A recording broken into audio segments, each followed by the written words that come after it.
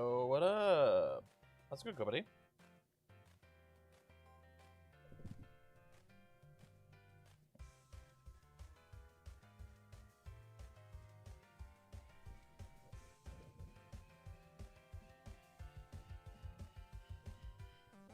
Yo, what up, Corey? Hello, hello, hello.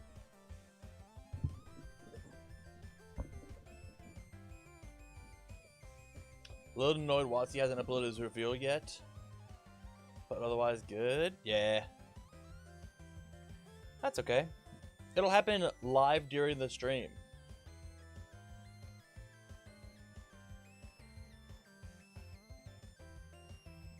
What am I doing tonight? Tonight is the Tam and Bear Universus Super Show. That was my computer, not yours. I just finished rendering a video. I might actually start another one while I got the time.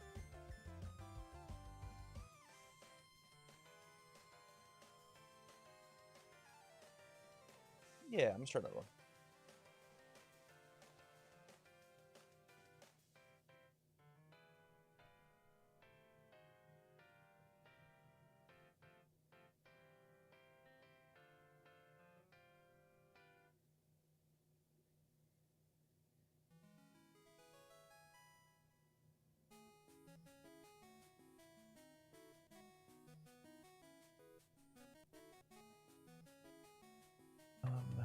Yeah.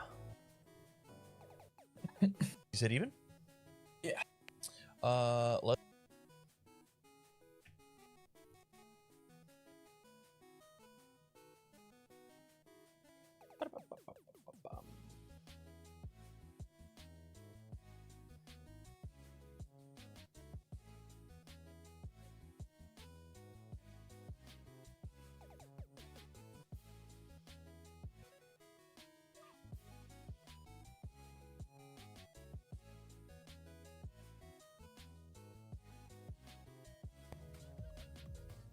Greens. I'll give you.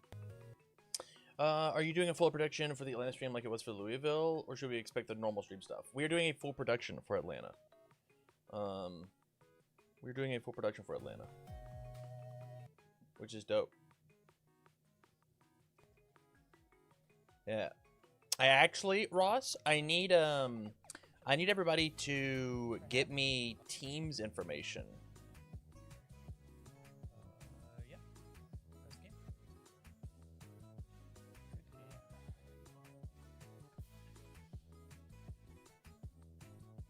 I need to know what teams, how many people, or who is registered to what team. Calvin Villa, what's your response to the Challenger decks being rotated out of the format? Personally, I don't like it. Interesting. Interesting. I think Challenger decks rotating is fine. So you're saying like Challenger decks should be eternal? That's so interesting. That's an interesting conversation.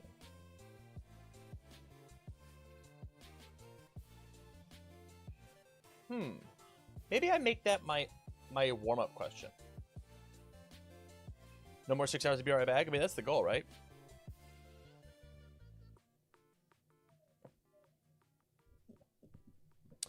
Just like individual names for people on the team. What I need, Ross, is I need everybody who has a team that is going to be in Atlanta to, on UGN, have the same team name. Whether that is, in your example, LTUVS or Let's Talk UVS. Either way, I don't care. And then any team that has 5 or more individuals, I will be putting on a graphic for the casters to talk about.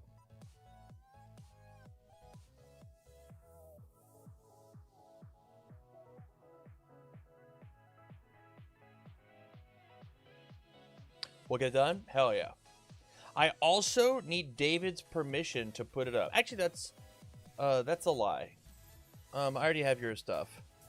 Do you think abilities like Ruin or Drive will ever come back? Were they exclusive to that set? I think they were exclusive to that set. Also, Hardware UVS is a dope name. What's your real Christian name? Do I know you?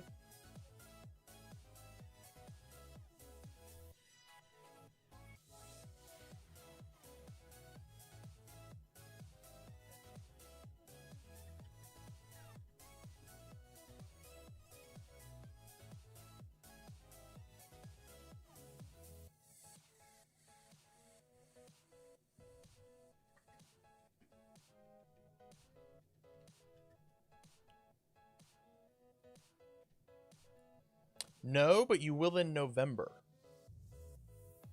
Okay. Fair enough.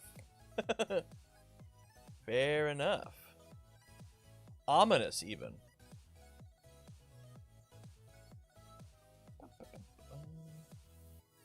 Stark Dark? Ah, I see. I see. Yeah, I will for sure see you at Stark Dark. Good evening, Iggy.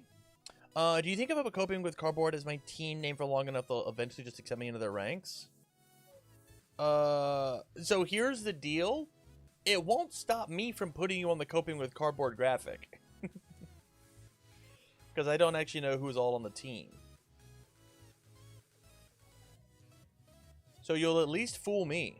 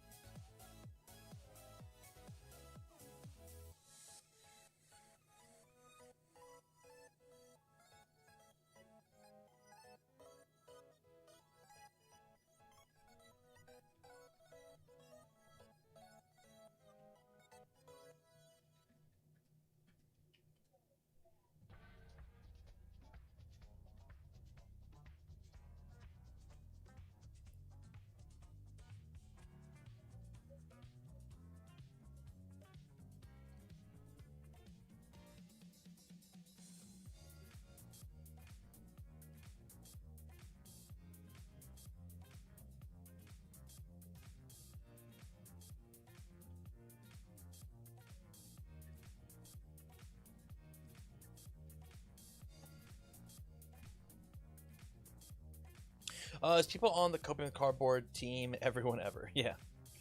Rotations are good for brand new players. Sorry, I missed a thing. I believe that set rotations and challenger formats make it harder.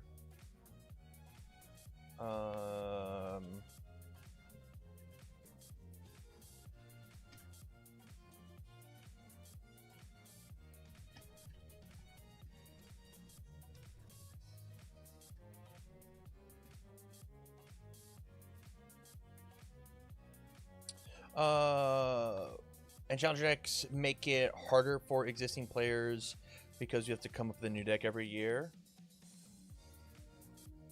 Yeah,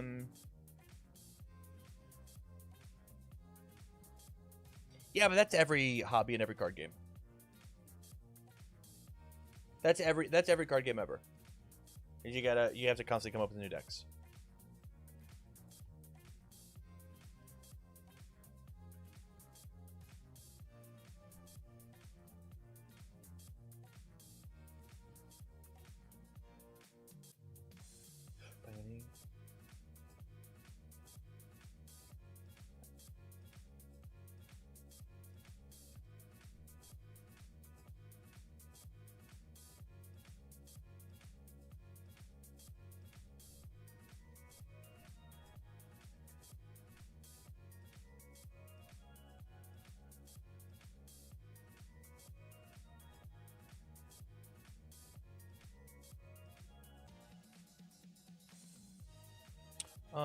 People that play Yu-Gi-Oh aren't real. That's fair.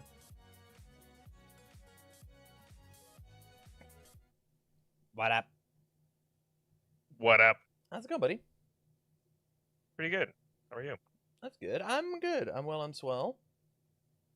Hanging out, living life. I need to bring this up over here. Boop.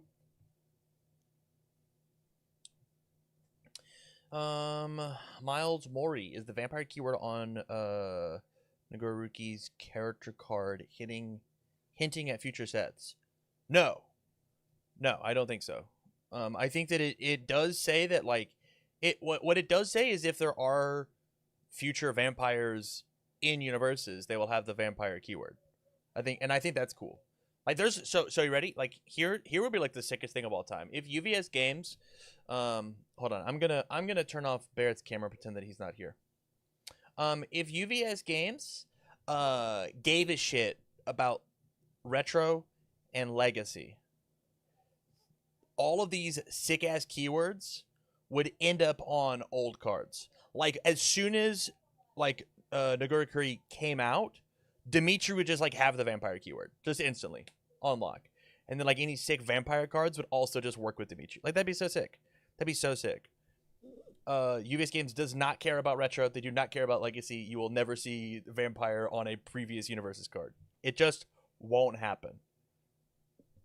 They have no whatever text. What's your recommendation for someone interested in getting in Universus but have no idea where to start? Great question, Clark. Barrett, thoughts? Oh, sorry. Am I Little back? little pre show. You never technically left. What's your recommendation for someone interested in getting into Universus but have no idea where to start? The Discord communities are probably the best answer, I think. I think most players are active on any of those avenues, or they know where to point you in a good direction. For example, Tam has a Discord. You can start conversations with people there that might even push you towards a direction to other people's Discords. People play using Tabletop Simulator or the webcam all the time, whether they're in their own calls or own Discords or whatever, or within the official Discord, which I would also recommend if you want to talk with people. It's also just a good place to get all your updates about the game without having to open social media. So that's my biggest recommendation, really, is to find like-minded people that are playing Universus.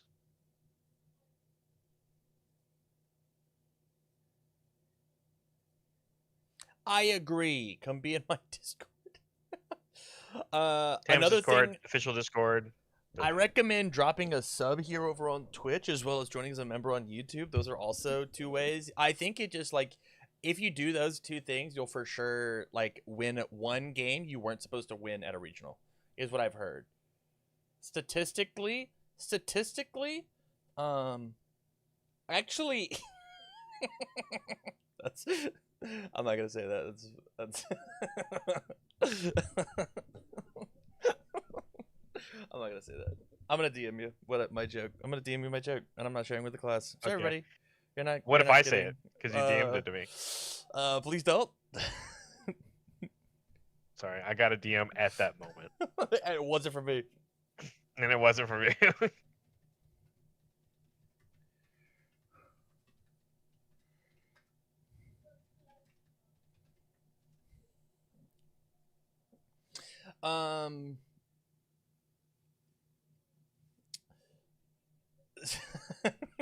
What? That doesn't even make sense. What do you mean? Oh, you're right. Yeah. You're right. I forgot. I forgot Yeah. he does currently do that. Wow. What a flex, though. Yeah. I Totally. have a question. Let's talk about it. Let's talk about it, Tam. Sure. I have a question for you, Tam. Yeah. What's up? I want you to sell me on your coaching, because if I was another player, Sure. I'm gonna put you on blast. I'm putting you on blast. Yeah. Yeah. What's up? Why would I pay for coaching sessions from someone who doesn't win anything? That's a great question, and I do win things. I'm prolific in the community when I do play, but I think you're totally right. I think as of this year, I've played in a singular thing, and it was the Stark Dark event. I think I got like third place or whatever in Swiss. Then we split top cuts. Yeah. I easily think I could have won that whole thing. I've gotten top cut. I top cut the last, not the most recent Boards That Case event, but the previous one. I did it. I think I won that whole thing, and then no, I didn't. What was it? I got top cut with Jester, and then I bubbled out with Donnie. I think I got like 9th or 10th with Donnie for top 8. Yeah, the follow-up question to that is like, so Yeah. the reason I ask, right, is like, what sets you apart from if Wub or Andrew Porat or Yeah. Kevin Broberg, if they started coaching immediately, Yeah. why would I pick you over someone that I can point at something? Like a prolific, like big thing, So the easy answer is I think that I articulate teaching very well. I think that I'm a good teacher, and I think I'm a better teacher than I am a player. And the goal of my coaching is to not necessarily make you. I'm not gonna say names, but I'm going to.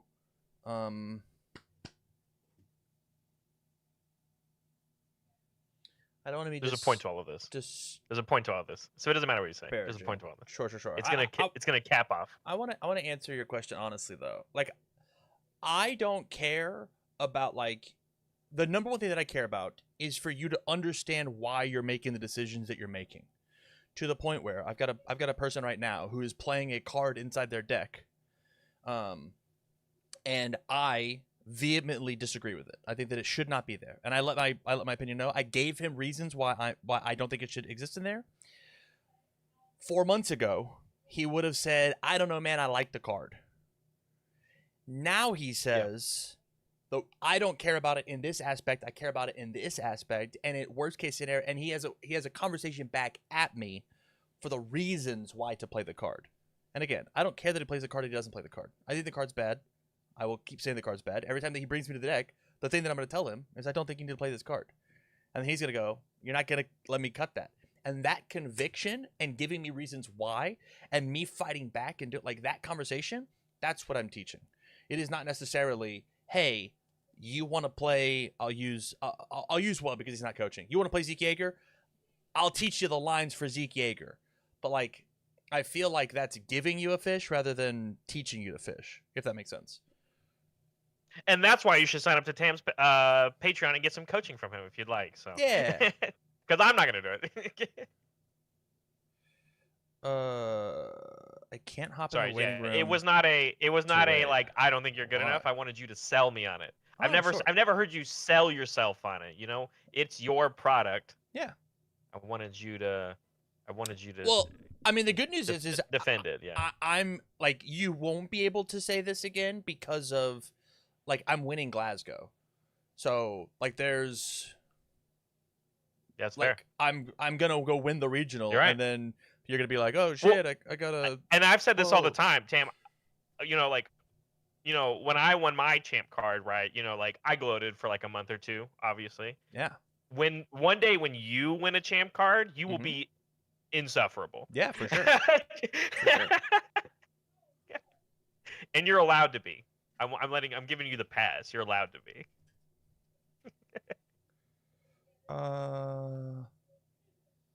Got it. So you can be. Speaking of which, somebody messaged me today on how to get a passport, and beyond. I was like, "What do you mean? Like, I'm not the passport expert. I just have one." That's funny.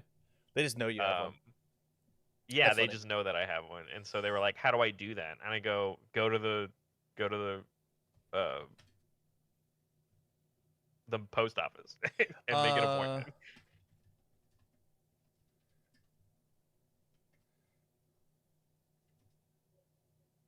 If you guys are good now, it'd be perfect. Okay, so I'm gonna click the record button. Yo, what up, everybody? Welcome to the Tam and Barrett Universus show. We started a little preamble, got a little whatever, but we're jumping in because I have somebody who can jump on right now. So my name's Tam. This is Barrett. This is a Tam and Barrett Universus Super Show. That's true. That's what we do. It's what we do with you. We can't do this without you. Put your questions in chat. It's a Universus college show, but we have somebody who is also playing Dungeons and Dragons at the same time, and so we're gonna jump. I'm gonna bring them into the chat right now, and then we're gonna get them on. We're gonna have their conversation, and then they're gonna leave and they're gonna go slay dragons and shit. So welcome to the stream, Pringles Man 123. Hello, how are you? Hello. What's the one I gotta say? Long time caller, first time listener. That's right. That's it. Yep. And not nailed it, dude. whatsoever. Nope, I got it exactly what I wanted. All right, hit me with your question, buddy. Yeah, so I think this is a good one because it's really topical almost all the time in Universus and any card game. And so I wanted to ask for you guys, what is it that makes a meta good? Because there's a lot of complaints about a meta being bad or whatever in every card game. And so I want to talk more about what makes it good. I love that. Very positive spin on the age-old question of does games suck? That's great. Yes, truly. If game bad, why bad? Yeah. How made good? So before we jump in and we give our answers, can we hear like your thought process on what makes a meta good? Like, not necessarily like where it's coming from, because like that's Show your kind of work. self-explanatory. But Yeah. like, what other explanations do you need besides it feels good? Yeah, so obviously I've seen how it goes, so I have some homework for it. I will preface this where, for the most part, in my card gaming career, I haven't really cared that much. Like, if I like the game, I will play it. But to sort of make it a really simple framework for what I think makes a meta good is a meta is good if players have a large number of meaningful decision points, both in deck building and in gameplay.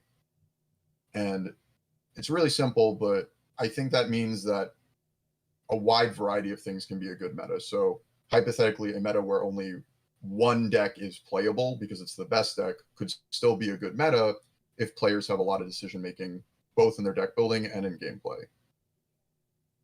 And then same is true in kind of what we got going on right now. There's a bunch of decks. Can I And you have push a back? He lot really of did choice. show his work. He Can I really push did back? show his work. Yeah. A absolutely. one deck meta means that you don't have choices deck building. So usually, yes, I would say that it's possible for a one deck meta to be good if you actually have choices. So an example would be, I don't know how true this is. Yeah, I don't know how true this is about Kirishima 1, but I know people played on each of its symbols. I don't know if that was actually a smart idea, but you could play Void Kirishima 1, Good Kirishima 1, Earth Kirishima 1, and you get different strengths.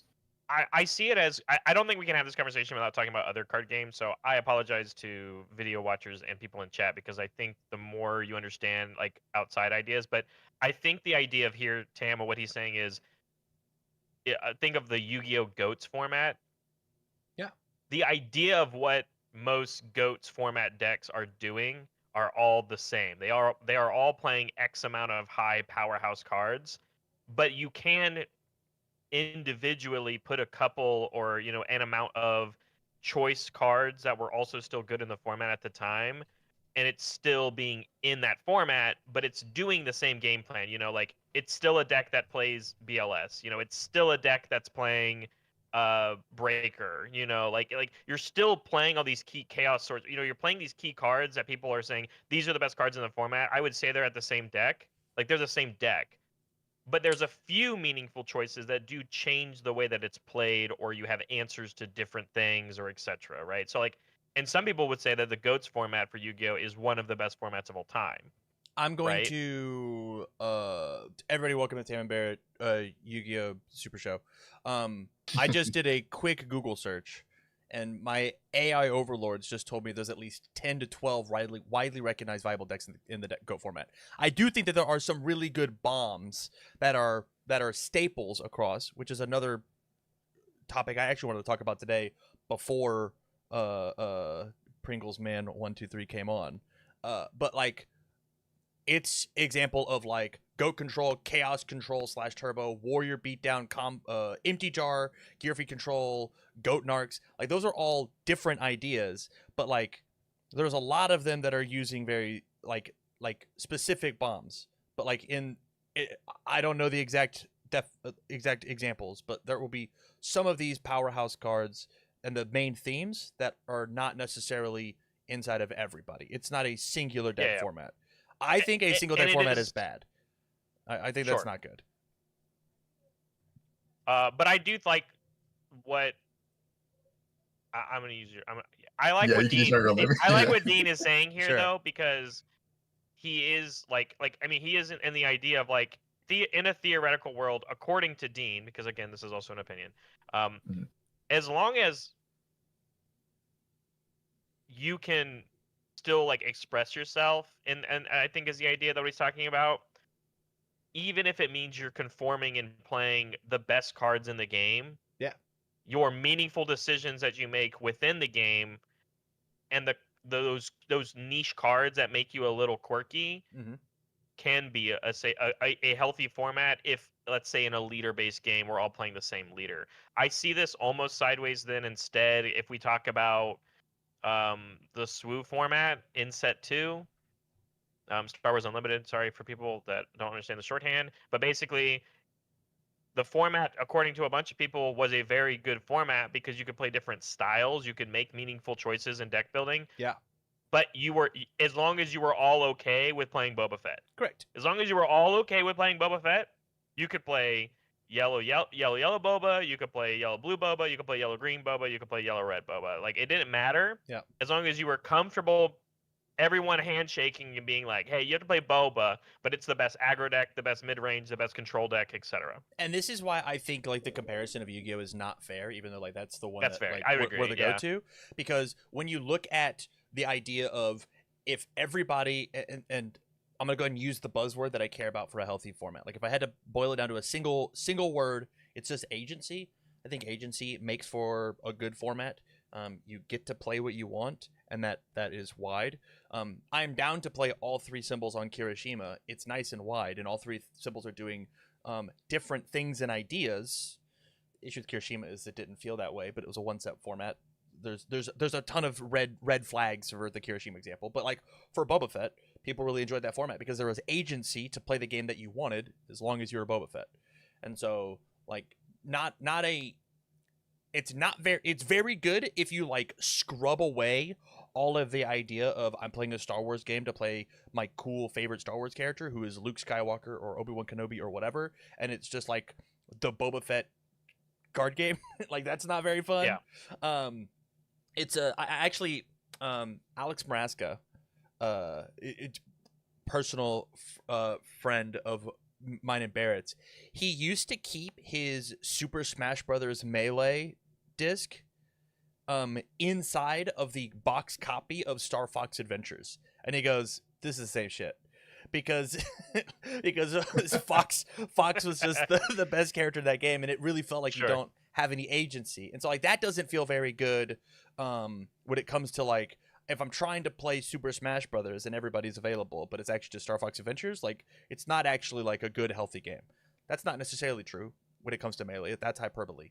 But when I take it, I look at let's bring it all the way back to Universus. The meta right now feels very wide. Even though we've got some decks kind of doing the exact same thing. Right now, the talk of the town is Equipment Heist Mutant Machine, right? Like that Sure. combo, that tactic that's happening is really potent. And did you watch the games that me and Barlow played on stream, Barrett, at all? No. He Mutant Machined me on 2 with Toga 4. Nice. He removed a Kamui Woods and put Mutant Machine in his card pool on his attack string and was like, actually, in the middle of my attacking turn, I've got Mutant Machine. And then killed me. And I was like, Barlow, what the fuck just happened, dude? God forbid Toga 4 is playable. And like, I'm mad at Mutant Machine. I think it's sorry. I'm mad at Equipment Heist for whatever reason. But like, that was very cool. And that it gives you agency over this character who has seen no competitive play to now be played. Like, that's sick. That's so cool. That you know is like getting no future support aside from cards in the card pool, right? Yeah. Well, if they keep printing cool retro cards, she will get support. If they keep printing these really awesome retro cards that have difficulties, you know? I wanna bring it back to the 123rd man of the Pringles. Based off of your interpretation, because I this is a very opinion-based question, because like you said, it is something you can always talk about because it's always changing, and what people's ideas and if they agree or disagree if a current format is. I would say that I think a lot of people are very vocal right now in the game. But in your understanding right now, Dean, of what people are saying and what people are talking about, and you're vibing because you say it doesn't matter as long as you like the game, you play it. You're not really. I would call you a vibes gamer. Mhm. My question to you is that do you feel, because what we can talk about is what's happening right now, do you feel that this meta is good? And if so, show your work. Or would you say that from what you're understanding and what you're hearing and talking to people about, that you don't think it's good because it directly conflicts with what you said earlier? So I would say so. Again, with the framework, as long as we have a large number of meaningful decision points in our deck building and gameplay, I would say it's good. And to this format specifically, I would say that it's good because in deck building, I believe you have a wide array of decks that you can pick from that could reasonably win an event. I know there's boogeymen in the format that people are complaining about, but if you told me that these upcoming regionals, if you told me Godzilla won it, if you told me Deku won it, if you told me Zeke won it, if you told me Pony won it, if you told me Hawks won it, if you told me Mimic won it, Devil Jin, hell, Rodan, like there is a wide array of characters that you can pick and realistically win an event with. Now, there's obviously going to be ups and downs in that where, maybe your Deku deck's not actually that good because your Godzilla match was really bad, or it's a bad Deku deck because it's bad in the mirror or whatever. But I think that in part is our time to make decisions. We get to choose which incredibly powerful character and cards we get to play, and that is a wide decision tree. Never mind just picking the character, you can also change your symbols, where obviously we see a lot of these characters on one symbol over and over, but in Godzilla's example, there was Zach playing the Earth Godzilla deck as opposed to Chaos. I still think and that's there's the best reasons deck. to do that. Yeah, dude, That's Enormous best Axe in that Godzilla, deck is for crazy. sure. Like, it's so nuts. But exactly, like there's different decisions where you have with that. The Deku deck is primarily on air, but there is reasons to be on the other symbols. And for example, Void still gets a lot of the air cards like Sweeping Daggers and Goblin Bolt. Yeah. But there's some other technology you get in it. I think the Midnight Foundation that's errated is pretty good. And so maybe that's a reason you switch to that symbol. Maybe you hedge against some of these decks. This is all to say there is so much to consider in the deck that you're picking, and then in turn the cards that you're picking, that I would argue that makes the meta good. And then I would go even further to say that the gameplay you have with these powerful decks vastly changes depending on what you're playing against. And maybe the gameplay experiences can be frustrating if you're playing your hypothetically your Pony deck against Godzilla. Maybe you're just getting smacked in the face for like 10 damage on each move. Yeah. But I think because that is so different than what you would have to do against Deku, that's an interesting thing for you as the player, because now you have to be like, okay, I can devote some number of cards in my deck to make this Godzilla matchup easier, or alternatively, I can change how I'm playing Pony.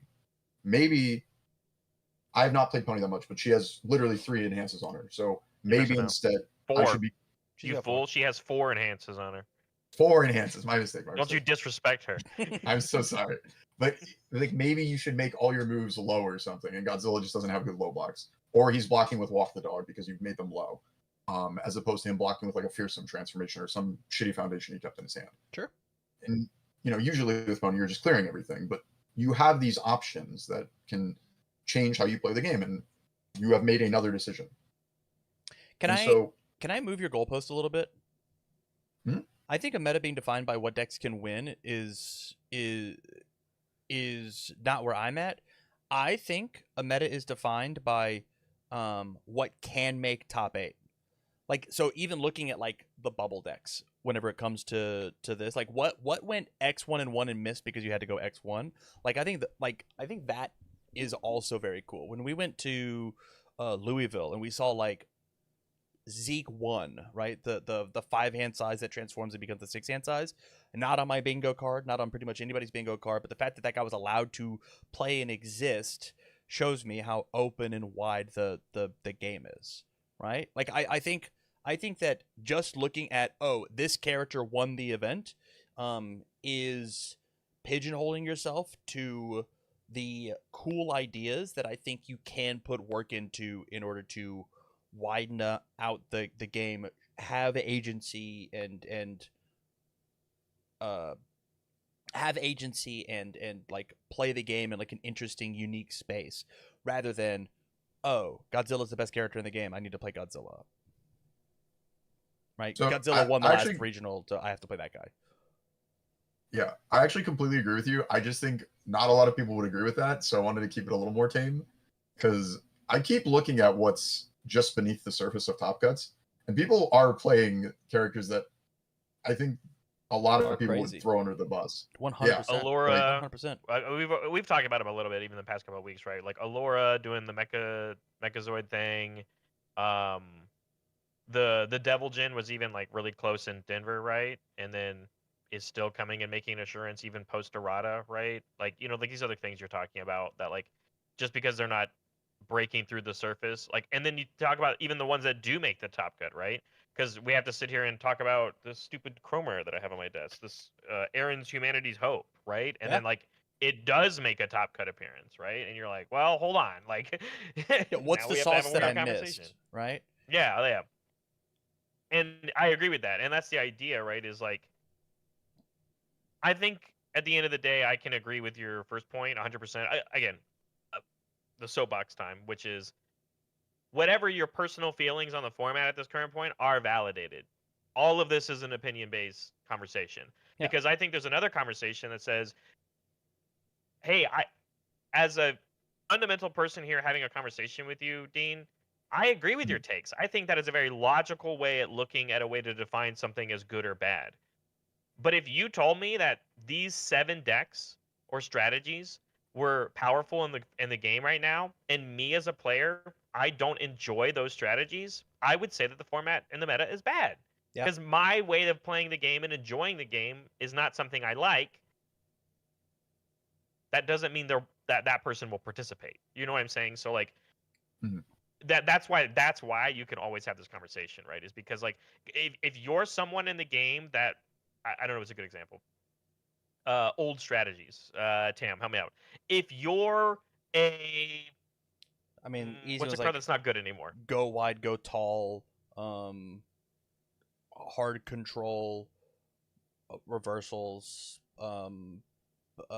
Whatever. foundation Yeah. destruction, hand destruction. Like I think Hand something discard. like I'll do discard. Yeah. Okay, how about if you're a fan, you're like, my favorite deck to play in the game is I want to discard all of my opponent's cards in their hand. I'm gonna play Yasha because Yasha, she says discard 2 cards of your opponent's hand. And the reality is that strategy is either not very good in the format right now where people draw a bunch of cards, or 2, you don't have a card pool that's strong enough to compete with these other winning strategies. You might say that the format and meta is bad because your favorite strategy isn't being accessible. Yeah. Like the game's not accessible to you and how you want to play the game. I always bring this one up. Shout out to all the Moneta 2 players out there, but you know who you are. People that do enjoy that game style are a different category of people that don't enjoy that play style. Yeah. And it just becomes a world, right, where even if there was 50 decks in our format, they might not be the one that you like. And so you don't feel like you have a home, and you feel like you can't compete doing your thing. Because I would say that, like, oh, you can adapt, you can change your strategy, you can pick a different deck. But if you don't vibe with them, if you don't feel like you can make meaningful decisions with them, if it's not the way that you play the game, it's not how you think, you won't have as good success with it just because it is a good deck. Because like I think of even like the nationals that I won, like you might have been in the consensus of people that said Kirishima 2 is the best deck in the format, but if you weren't a good Kirishima 2 player, you had to figure something else out. Yep. Yeah. And then do you feel like you're at a disadvantage because you're not playing the best character in the room according to the people, according to the perceived meta? On this same idea, it's tough in a IP based game of, man, I really want XYZ character to work because they're my favorite True. one from the series. Michelangelo is my favorite turtle. I don't like Michelangelo. I don't like how that guy was represented in the game. Do I see how he was represented? Sure. Theming, flavor, whatever. I don't care. I don't want to play that way. Guess who's never made a Michelangelo deck? Damn Cardwell. I just haven't made one because I don't see the vision. I don't like it. And so if I was such a diehard Michelangelo fan that I forced my square peg round hole to make it, and then it ends up not being good, and then and because I'm fighting what's going on, because I'm so determined to play Mikey, that maybe I would just have I would find success on some other slightly different character doing a different thing that is the thing that I want, but I'm so focused on we're an IP based game. I really care about Michelangelo. I want to play Michelangelo. And so like one of the and this is a big deal in our game specifically. When you look at the pie chart, that is not what normal pie charts look like for other games. Right? When we come to Bear, you've been looking at a lot of Riftbound content, albeit there are 16 characters in that game. The top 3 decks take up 75% or more of the metagame pretty much every time. It's just like these are the ones, and the best character sometimes is 50% of the room. Like that's just like the numbers are crazy, and that is not our pie chart. If we hit double digits on a character, we're like, damn, that guy's represented. And the pie chart's like 8 people sharing 2 decks each. And this is even a product of our game. And even historically, as commentators, that's something that we pay attention to because it is, at least as we're doing in production, something that the people generally view as positive is that you can play a bunch of these things and feel comfortable enough to take them in an event and think that you can do well, right? Because even just that perception of you thinking you can do well with the deck that you bring is enough for you to lock it in, and that's what contributes to the pie chart. Yeah. Granted, we're not doing 512-person events like Riftbound, but I would make a strong argument that even if we did, I don't think the Godzilla slice would go over 50%. No, I don't think so. And I only say Godzilla because he's the one in the most recent history that has had more than 10%. And it was because it was at 20. Mhm. So if That's people value a wide array of strategies and agency in the games and deck building, not just in game and also in deck building, and we are a character-based game, something as simple as looking at representation of characters, and if the pool was larger, how would it look? I think there's that real conversation, right? Of like that would be perceived to be a healthy format, that would be or a good meta. But at the same time, if the most represented character in the game is maybe only 20%, that means you still have the highest chance of running into that character. And if you personally don't like what that deck is doing and you don't vibe with it and you don't want to play it and you don't like playing against it, you might see it as still being a bad format. Yeah. I know Andrew Holder, foe of the show, is a big fan of having small character selection, small deck selection metas, and does not like having a wide array. He's like, if there are 10, 15, 20 decks in the format, I'm not into it. I don't want that. I want 6, 7, 8. Like, that's what I want to prepare against and play when I walk in the room. There's 8 things that I have to keep track of. And then all the random rogue decks, just like, I don't want to play against that because, I put effort into playing in this very specific limited idea. If it's 5 rounds of curveballs, then that's not what I want to do. And my growing up playing this game, a good meta has been when I go and I play an event, I've got 9 rounds of curveballs. And that includes all the way up into top cuts. Right, I play my 6 rounds and then I go top 8, top 4 finals. That's my 9 rounds. They're all curveballs because somebody has brought something really cool and unique and fun, and it really feels like peak Universus because I am adapting and changing and moving some sort of idea every single time that I play the game, which is why we don't play 60 card lists. We go up to 67, 68, 69, 70 cards because, dude, I don't know how many curveballs there are going to be in the current format. I don't know, right? Like, when I get waxed by a Toga 4 and I go, I didn't expect that to happen. I can't believe that you're allowed to play both Pristine Swordplay and Superfly Stomp and like adding in cards with Kamui Woods to pick up with the airship that you built in with Equipment Heist. And it's just like, dude, what the fuck is happening? What a crazy curveball. But when you boil it down, it's an Equipment Heist deck that just happens to play 3 pretty potent symbols. Dick, right? Like, that's the curveball, but I should have been ready to deal with Equipment Heist. And so, like, it certainly is. There's a lot of push and pull when it comes to what makes a healthy format. And to boil it all down, I think Barrett said it best. Like, it's all like your perspective of what do you value as being healthy, and how much are you willing to bend, not break, your perception on what is good? Yeah, I think something.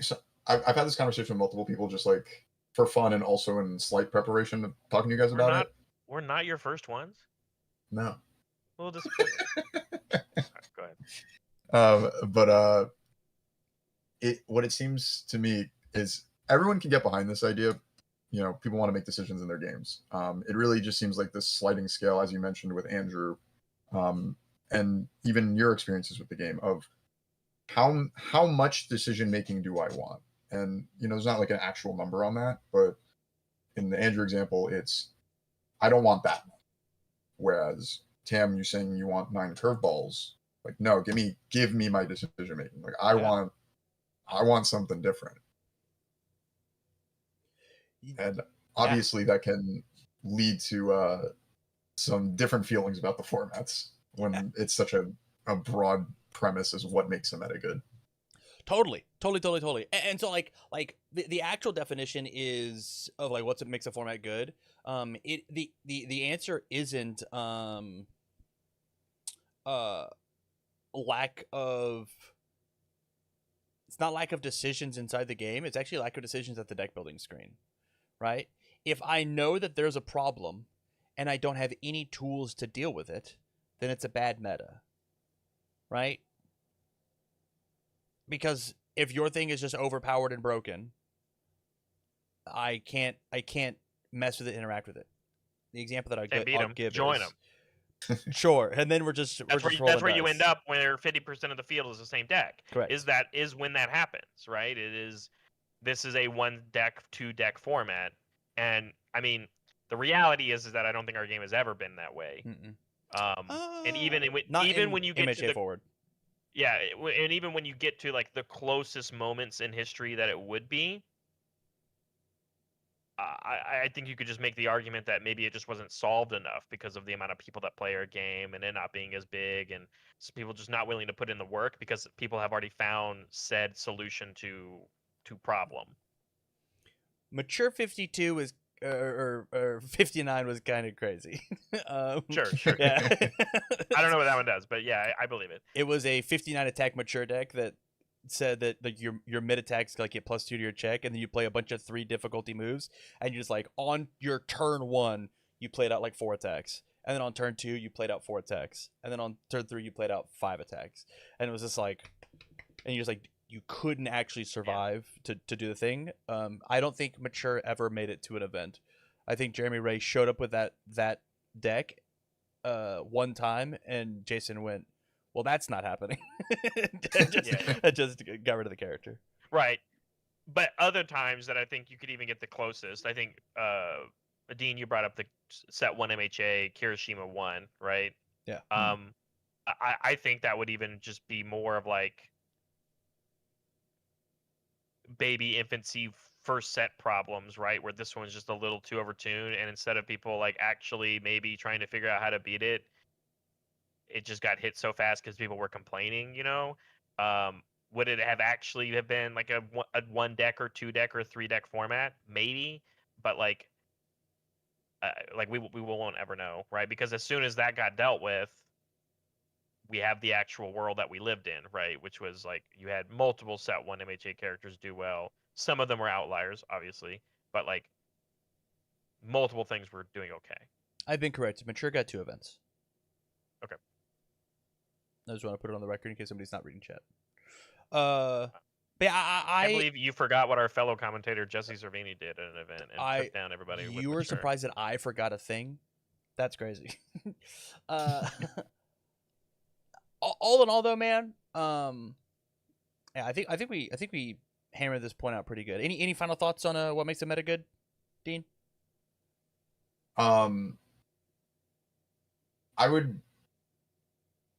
We could keep going forever, so I'm not gonna bring up the other point. Do you think it's just quick? That just that if you said how important deck building decisions were, if like a meta is like tier 0,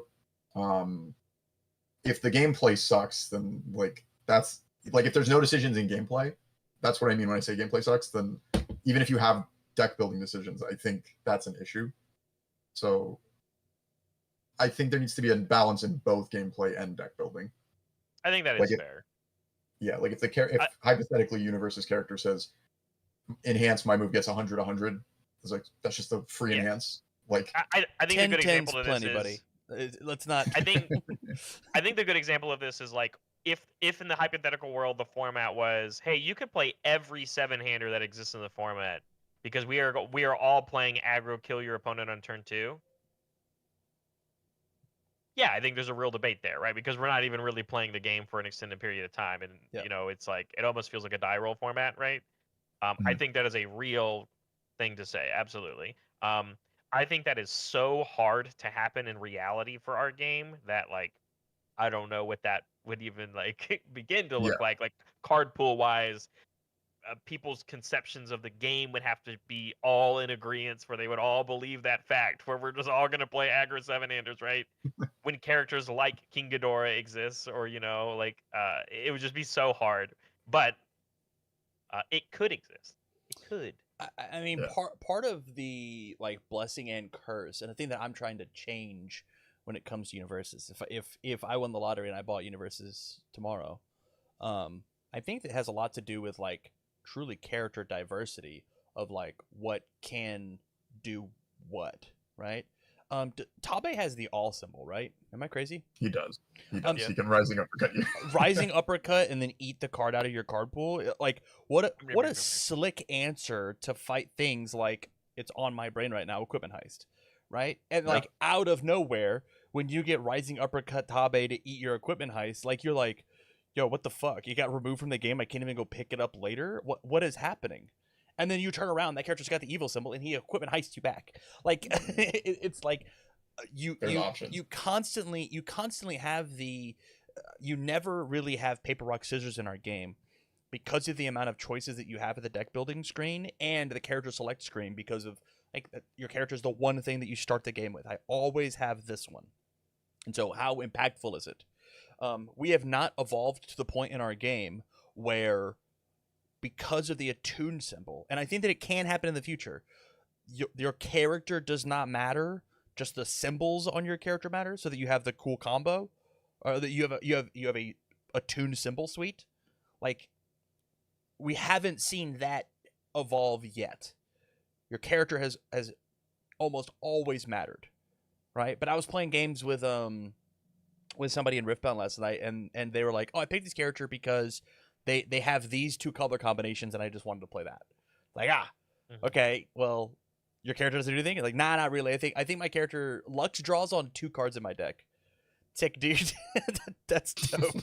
That's sick. You've got 40 of them, and 2 of them draw for you. Why are you playing this character? It's because Victor also exists, which are the same color, and has real text, right? And so like what my takeaway is like it's very hard for you to have a paper rock scissors format in our game, and if you do have it in the game, something is fundamentally truly broken. Not just like the people are complaining and are having a bad, something's broken if we have a paper rock scissors format in Universus.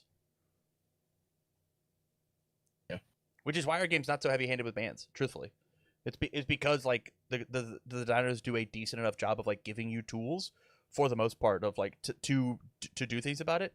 You just have to be willing to make concessions deck building wise and be like, yo, I'm gonna play devastating loss because I hate assets and backups.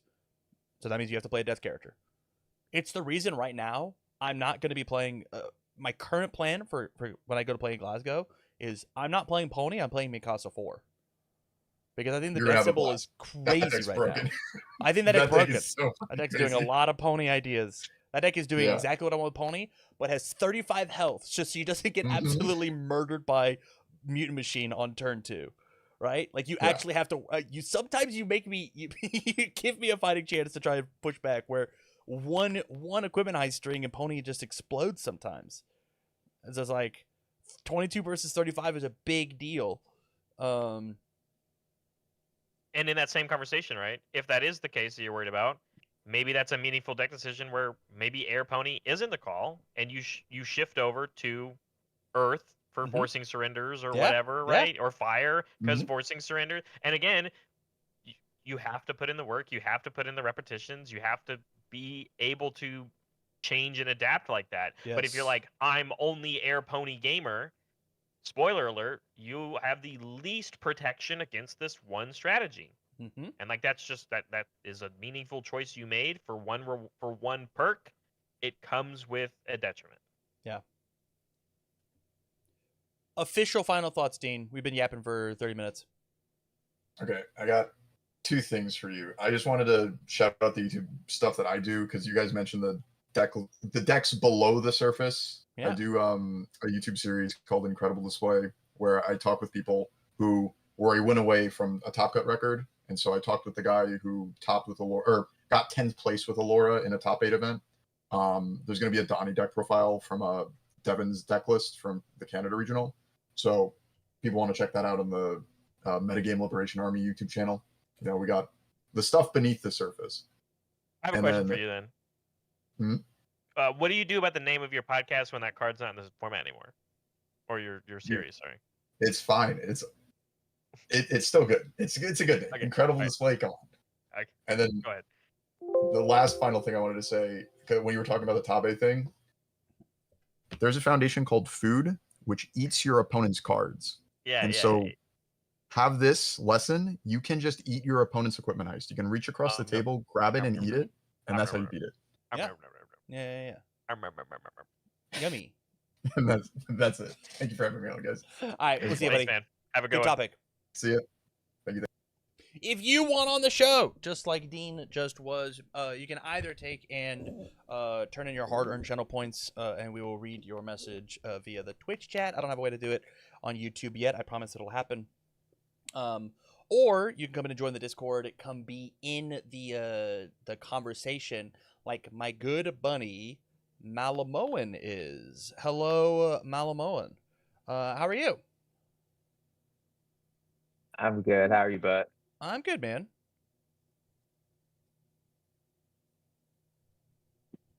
What's your question? Hello, welcome. What's up? All right, there we go. Yeah, I'm sorry. I was trying to get my Bluetooth earbud situated there. So I am washing dishes while I was listening to the show. So Hell yeah. That's what we're here for. All right, man. What's your question? all right. So I was asking, what type of content do you think is missing or that is needed in the Universus sphere? Are you saying I'm not doing a very good job at my job? Is that what you're saying? Yeah, I was gonna say. I was Uh, like, right now, there's nothing to answer because the best podcast already exists. It's right here.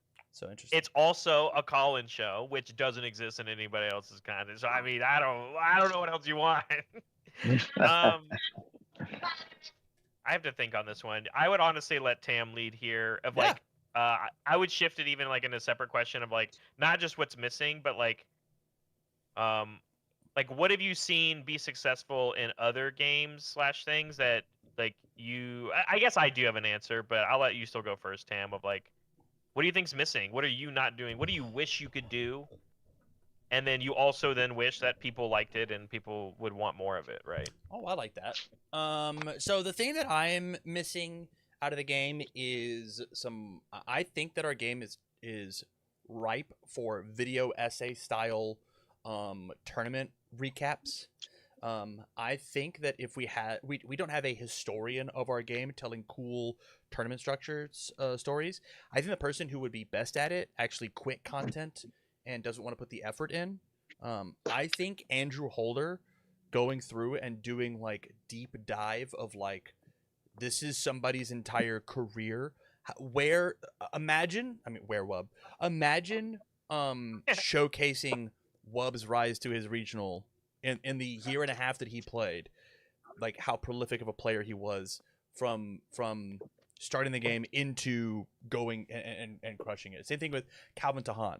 Hey, Yu-Gi-Oh player, do a short little idea.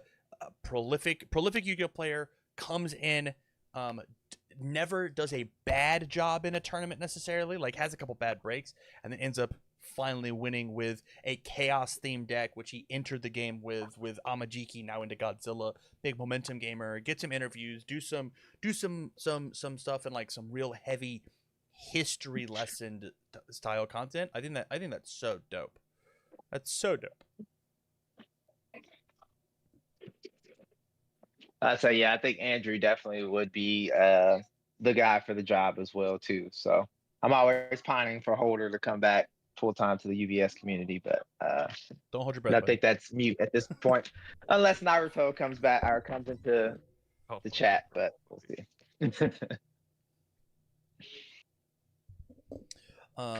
Sorry, you brought that up, and I was like, man, like in that same realm, I'm struggling because UVS Ultra doesn't have every event, but like, it's how I felt about in 2022 how David Pena showed up and started and top cutted. I think actually every event that he Yep. went to, Yep. and he doesn't play anymore, so like obviously he's not somebody that we talk about anymore, but like the prolific 1 year crazy incredible run that David Pena had, like I think is something that could be on like that series that you're talking about, which I think is so cool. Travis For me, Tangeman having a Yeah. like prolific run in like year 1 or year 2 of MHA, like same idea. Like we have these really crazy runs, but we just don't have anybody who is down to be the historian and is willing to put in the work, because this is not a once a week kind of video. This is like a once a month dope graphics, put something out for the love of the game kind of idea. On my answer, I'll be honest with you, and it's not because people aren't doing it, but I just wish it was more frequency ish and it had like crazy production value. But it's like, and again, I will make some shout outs, but like I think we just need a real content creator that is willing to like full send the Reels, TikTok, YouTube Shorts space, and less in the sense of just like grabbing clips from videos that are going out, but like no, I am making Universus TikToks. That's what I do. You know what I'm saying? And like there are people that are doing this, right? You know, like Sam Tate's doing this. I know Tam, you grab them, and it's not always just grabbing a clip from a video. Not coping with cardboard. I'm sorry. Response on Play Response on Play is did a huge this, shout out. and they killed it because they had one go viral from the Louisville regional. Viral in the sense that like it got a crazy amount of views and likes and stuff. And like as somebody who is on social media a lot, and I am on Facebook or Instagram, YouTube Shorts, and TikTok, I get a ton of card game content all the time because it's something I like. And I'm not saying I want people opening packs of Universus, but I want skit comedy, doing the local trends of TikTok, but incorporating it into the world of Universus. Like I want that kind of content because regardless if you believe in it or not, short attention span content creation is actually like the way to be successful right now. And I'm not saying that it means that will be the reason that there's like a bunch of eyes on our game, but I just think it would become like a universal way of showing that we don't live in the Stone Age, Like I get Yu-Gi-Oh shorts all the time, and that stuff is hilarious. Actually, peak comedy. And I wish we had more of it. I know you got Yu-Gi-Oh, but is there other like examples of other card games that create this type of content that you consume that you're talking about specifically here, like the shorts and things like that? That's probably my biggest one that I consume is shorts, TikToks, Reels. Because I'll be honest with you, even if it's somebody from like a YouTuber, I'm not gonna go watch that full clip. Like I'm not gonna go watch the stream. I'm not gonna go watch the video. I'm gonna watch the biggest highlight that you have there. And that's what I do. I partake a little bit in podcast watching. But spoiler alert, our game has a million of those and always has. So I don't think we're missing out on that. I don't think we're missing that. There's a flavor of podcast for every podcast listener out there for if you enjoy talking and hearing about Universes. Again, shout outs to Response on Play because I actually have a lot of fun listening to theirs. Can I give you some stats? I just pulled them up real fast. Sure. Guess. So their Louisville clip that went viral. How Yes. many views do you think it has? 13,000. 1.6 million. 1.6 million. Jeez. Crazy. They had another clip. Their second most popular clip was one of them losing at locals and yelling at each other, but the yell is like dubbed over with like compliments, like, "Hey, how'd you do at locals tonight?" And he's like, I've seen that screaming. one. It's Yeah. good. Oh yeah. I've seen that one too, and that's again that was a TikTok trend, and then it just applied to our space. So, 154.5 Exactly. yeah, I get what you're saying. thousand. That's what I'm saying, man. This Like, is that the most. first number you said was crazy. This That is second number you said, I'm like, yeah. That's like normal card game space. this is the most mainstream successful Universus channel there is. They are the biggest. They just are. They have numbers wise. 1.6 million, 154k, 26k, 20k, 16k, 32k, 33k, 7k, 24k. Like they crush the short space. They crush it. That response So, on play is I kinda- absolutely killing the space, and there should just be more.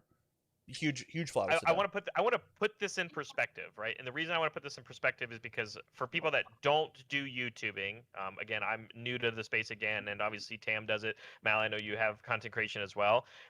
You said that most viral YouTube short or whatever had 1.2 million. 0.6, but yeah, go ahead.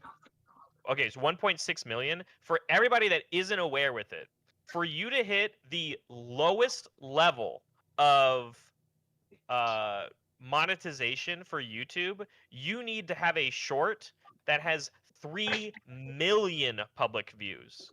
Like that's the bar. Granted, there's a different thing that you can have, which is 3,000 hours of public watch time on videos. But like again, the fact that there is a whole separate metric and 3 million is the minimum low or the bar that you have to hit if you want to make money on YouTube. And that one short got them halfway there.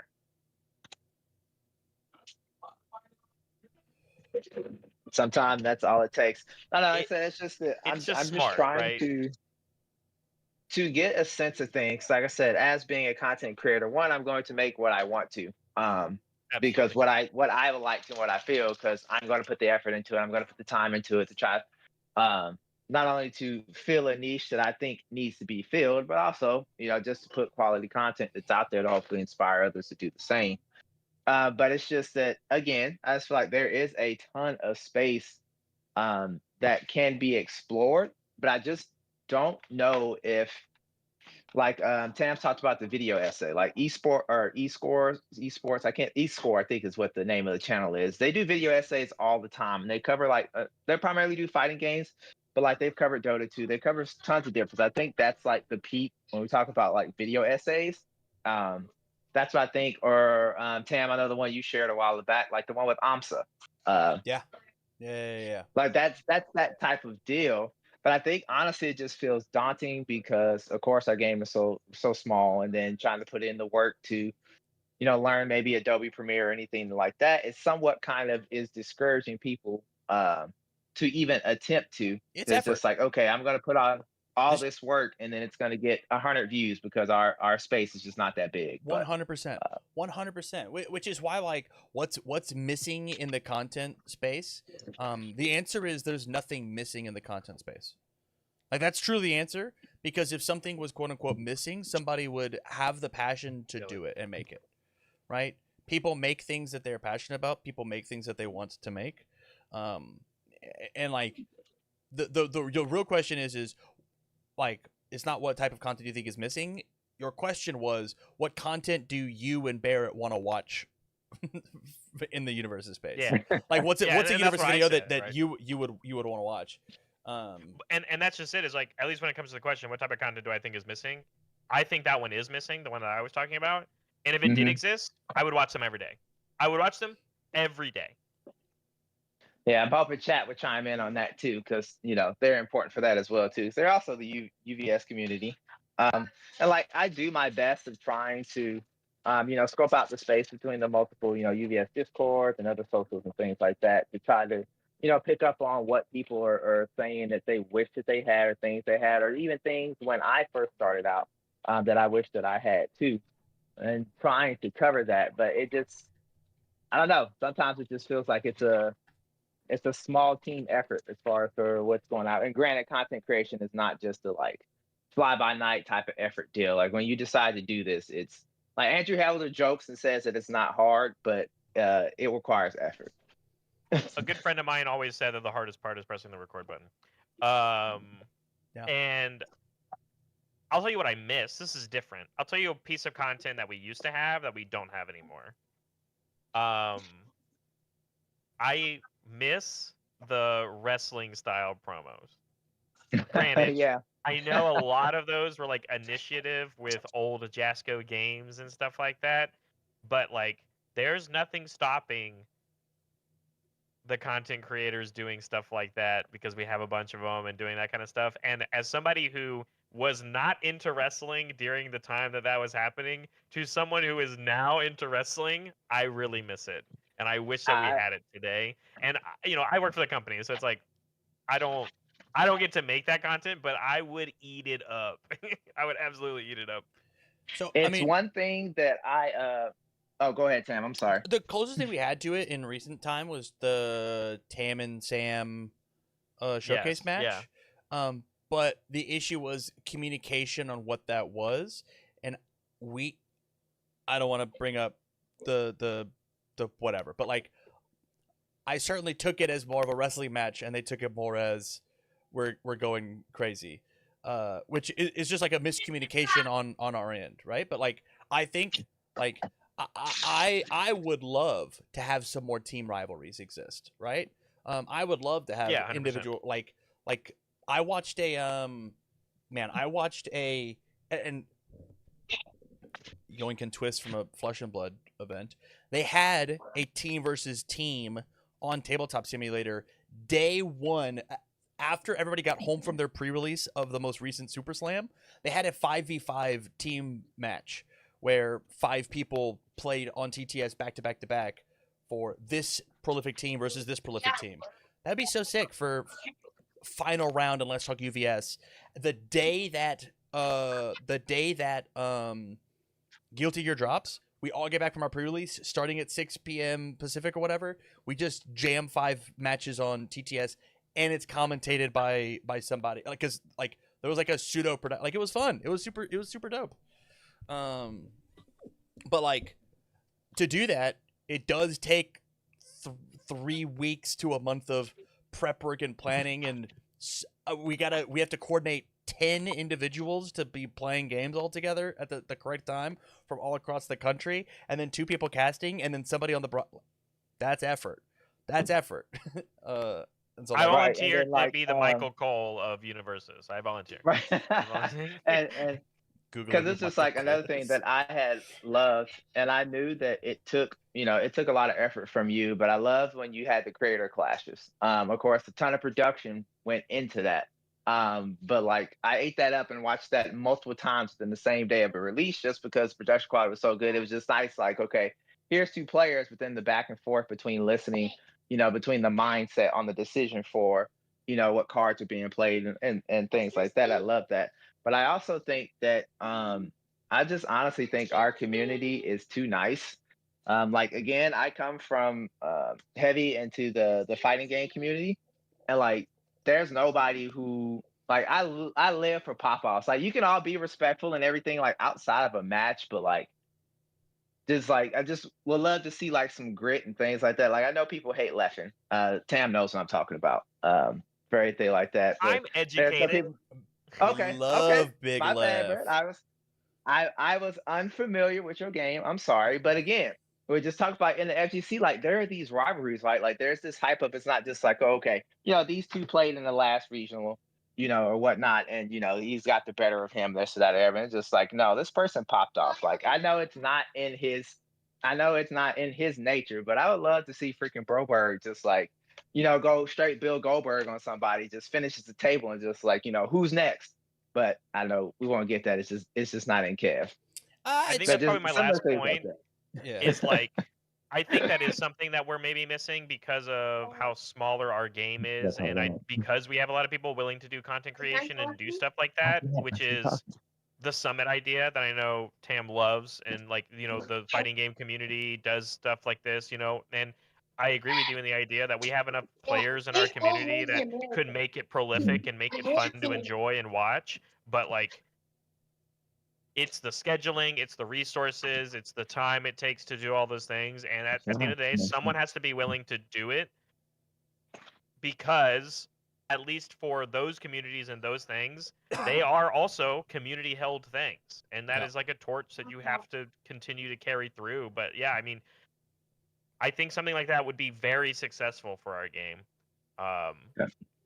Dude, I've But it I've looked at requires the making investment. I've looked at making a summit like 5 times in my life, and like legitimately seriously being like, okay, what's the largest Airbnb that I could order and have 16 people plus staff plus myself like all sleep in it? How do we get people to come in and fly to wherever this Airbnb Right. is and yada, like whatever like host this big massive event? And I think the actual answer is I think in our current spot, I think that summits can't And I happen, went in there already. but we certainly could have like more. Imagine, this is the only one I can think of in recent time. The David Toombs, Justin Birch money matches. I Right, think yeah. David is down. Ross could help people from Let's Talk EVS. I think he's down like $500 or something like that to Justin. Imagine if Crazy. Imagine if we like if it didn't happen on TTS, but happened day 2 at the regional. Like imagine that Yeah. it was an in-person thing and we hyped it up and it was in the other half of the hall and we like there was some amount of stream involved and like we utilized the space where everybody's going to already be there, be in the room, be in the building, and instead of focusing on the main event, which is what I want you to focus on as somebody on the casting team, you can focus on this other thing, right? Hey, here's this team pop off where they are scheduling a Teams format that is exclusively for team members or whatever, right? Like there's cool event community stuff that you could be doing, but the question is that considered content if it's not recorded and produced or whatever? I don't know.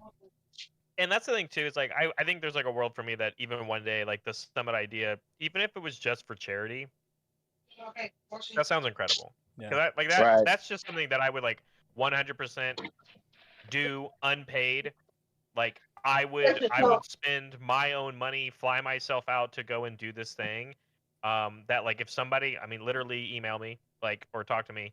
If somebody wanted to do something like that, like I would 100% be a contributor, less of a part of the budget. You know what Yeah. I'm saying? Like I genuinely like would support stuff like that because it's not even and Right. ready. I'm saying this in the idea of the content, but it's not about the content. But I think some of the best content you can create is when people are really passionate about something and they get together in a room, and that is literally what we are as Universus players. Yes. We are so passionate about our game. We all get into a room together. The regionals are always a great time because you get to see everybody and hang out. Imagine if you got them all in the same room together, not just for competing against each other, but like for a good cause. I don't know how you could ever say no. I would say that's yeah, because even barring stuff from like from esports, like one of my favorite things to check out with Rocket League, is like they'll have 2v2s and it's one like pro and one rookie, and then they just like have a legit tournament that's going on right there, and then sometimes it's for cash, sometimes it's like charity stuff or things like that. But again, going back to the money matches, again, that is a common thing from the SEC as well too. So I don't know. Like I said, it's just maybe it's just perhaps in broadening our content creation is getting outside of what is in the quote unquote card game sphere and see maybe what other games, what other types of arenas, what they're doing, and try to take some of those ideas and then apply it to our game. I agree. You just got to have somebody who's willing to do it. And it won't be me. I'm too busy. Okay, put on the counter right there. Fair. Final thoughts before we kick from the call. Put the desk up. No, I don't have anything as far as for on mine, but I do want to say that was a great discussion early on with Pringles for meta. Yeah. I will say that with this game, with Universus, with always essentially having 100+ characters at any time during standard, I have gone to switching for deck building to be from having characters to having deck archetypes. Like when I build decks, I've got so like for example, right now when I build a deck, I have my answers. My top 3 answers are I need a deck I need answers that can be able to handle equipment heist and mute machine, decks that can handle stat manipulation, and then decks that can handle the super blitz aggro like the ponies and things like that. And once I started to switch to deck building based off of deck archetypes and not necessarily characters, that's when I've been starting to find more success and having fun within I didn't feel as constrained in my deck building process. Because again, symbols just make different things. An air pony is completely different deck from an earth pony. Yeah. I don't want to say, okay, this is for my pony matchup, and then I sit up against a pony and City Rampage gets tossed, and I'm just like, this is not to clear the card pool air pony. Yeah. This is I'm going to play big and tall attacks air pony, and I better hope I have my answers. So, wow. I agree. All right, buddy. Thanks for coming on. It was dope. Yep. I always Bye. enjoy being on this, guys. Enjoy the show. See you guys. With that, if you want to be on the show, all you gotta do is pop off, grab, use your I read the word pop off in chat, which is why I said pop off. I don't know why I said pop off. You can pop off by spending your hard-earned channel points to ask a question, or come join us over in the Discord to come be on the show. Just like my good buddy, my good friend, Misplay LLC, joining the show right now. Misplay, how's it going, man? What's up, guys? You sound What so up? sleepy. What's going on? Not sleepy. I'm just vibing, you know? He's vibing. Mm-hmm. This guy's hit the Benjamin. What's up? What's up? Misplay? How's it going, dude? How's your It's going vibe? good. What's your question, man? Well, I'm here with my boys. It's immaculate. What can I say? True vibes, immaculate. But yeah, how you guys? That's the real question. How's the show been so far? I kind of joined in a little bit late. It's good. It's almost over. You're probably our last one. You Gotta are end our off with a last bang. question. Yeah. True. It's true. Well, yeah. Do I Which say the is- question now? Yes. Yeah. You say the question when I asked you. What's the question, dude? We were laughing, man. I was just having a good time. How do we all feel about like low rarity, quote unquote, problem cards? Like MMM is probably the most main one that we can know about now, but Risky Encounter could be another example that I kind of thought of in the question originally. But there's been other cards in the past. We used to have some busted uncommons from like MHA1. But how do we feel about like low rarity cards being whenever they start seeing like pretty high amounts of play? Especially now that we're getting more and more like more infinity symbol cards that can kind of just go everywhere. What are we counting as low rarity here? Are we talking about rare down or like Rare down, uncommon really. down? Rare. I say Okay. it's here lately. It's probably been more locked in around the rare area where I've seen people a lot of complaints, like with the Filled with Doubt, Mega Mutant, whatever MMM is actually called. Massive. Things like that though have massive. I'm not. Yeah, that's not the name I've been calling it. Yeah, probably yeah. not here. No, I've been very careful not to call it that here. Yeah. But yeah, Okay, so I guess I also need some clarification.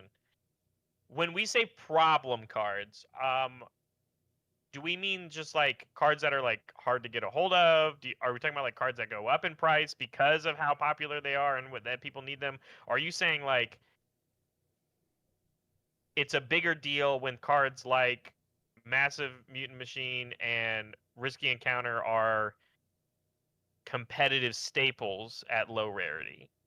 it's probably more on that last one. It's like, how do we feel? Because Sure. it's kind of crazy when you start to actually think about it with how rare you would think rarities work. How we see these rares that see infinite more play, just seem to be better on face value than like even URs and even sometimes secret rares. Okay, I think that's fair. I think we can talk about VME here a lot then too. Yeah. We could bring up vertic- BME. That's a great vertical one. To bring up. maneuvering equipment.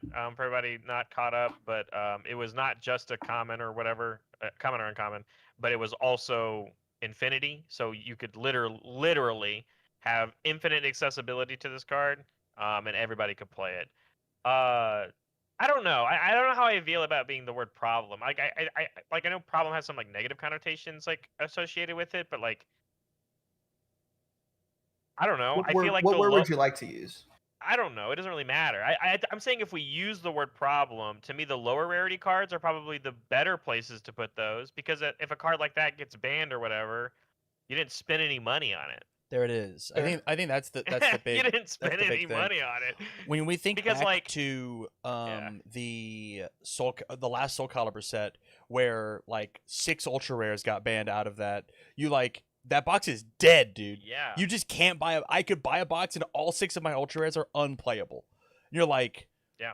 How did I waste this money on a bunch of things? When you've got powerful commons, uncommons, rares, and they're potent and they're playable, like it feels really good, and you get to laugh when Risky Encounter gets banned, and be like, look, I pulled this one, rather than people have called for Unyielding Destruction 9 Titans. When I rip that out of my pack, I go, well, shit, I missed my 1 in 6 of my box is dead. That sucks.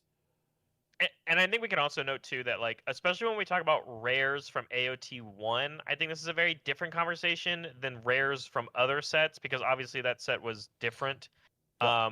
And so when we talk about rares that some people would use the word problem for, Risky Encounter, I would put Feral Shriek on that conversation, right? Yeah. I think it's up to like $40 or something. Is it really? Because of a supply problem, not because people are actually spending $40 on them, but like that's what I'm saying, right? Is like there's just so many of them. Whereas like I think it's a different conversation when we talk about like when a Mortal Shapeshifter got hit. Yeah. Like it, and that set is also unavailable, right?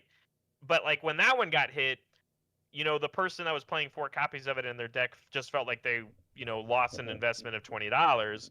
But was like what very Tam's saying, sad. if something like a Sweeping Daggers that I know people are mixed emotions on got hit, you lose like $240. And like one of those reactions is going to be way visceral than the other. You 100%. know, if you are a player that just picked up some Sweeping Daggers. But the reality is like when VME got hit, everyone was like, "Oh, sweet, like it is what it is." You know, I can't play my promo ones. Oh, you know, like, but it was a, you know, what 10 cent, 50 cent common, uncommon, right? And I think when you have that kind of conversation, like, it's just really hard to have like the discussion because I think when it comes to problem cards and like the rarity discussion, rarity is just a determination on how many are easily accessible. And accessibility only becomes a discussion when you talk about, you know, your price point of entry. You know, I think it's very hard to not have these same conversations at the same time. Because I think it goes the other way too. Like what happens, what's a good example? I'm going to use Pale Rider because I have those on my desk, okay? So Pale Rider, which is from a deck, let's say that Pale Rider became the best card in the game, right? And the decks sold out and you couldn't get a hold of them. But because it was also printed as a promo, there's a little bit more accessibility. Yeah. Is that a low rarity problem? Because it was a starter deck card and it also is a promo.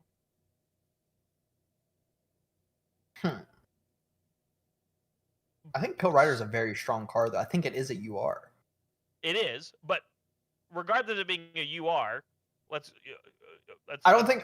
Yeah, I think zoom I'm out more of the talking about forest face. for a moment. Yeah, I'm talking more face value on the actual printing, like the rarity. I don't mean as much like, hey, this Oh. card's easy to get.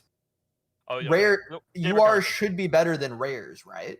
I understand. You're talking about a power level disparity. Yeah, Okay. yeah. I'm sorry. All right. Okay. Let's go back then. Rewind. Okay, you can still have this conversation. I think there are still adjacent. But you're saying, like, if Botan's coaching is the best zero diff in the game, it should be, because it's a rare and all the rest of them are commons, uncommon, starter deck cards. Yes. Right? Because that's that's how you would feel it should be, correct? Higher rarity means higher impact. Yeah, exactly. I would think that a higher rarity card should have a higher power level almost. Whereas you're saying things like Twisty Surroundings versus VME is a reversal of this problem. Exactly. It's weird because we're going from a UR that was ban worthy, but now we have a common that also is just as powerful enough to get banned.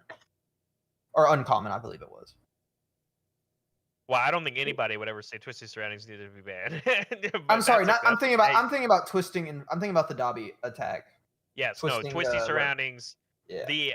The 3 symbol UR asset that has sideways text to VME, Yeah. but VME is the common infinity or uncommon infinity version. Exactly. So I think that is a different question, right? I think that then just stems to the other side of like, you're gonna open a set and you're gonna open some high rarity cards and they're not gonna feel good. And yeah, I think that's probably a miss. Yeah. Your high rarity cards should feel good to open. Do you think so? So I'm gonna twist your logic. I'm gonna challenge your statement. The high rarity cards have to be better than the rare cards. What about your high rarity cards that are just more deck archetypal rather than not? Right. I feel like you would have to look at something like that in like a respective power level almost.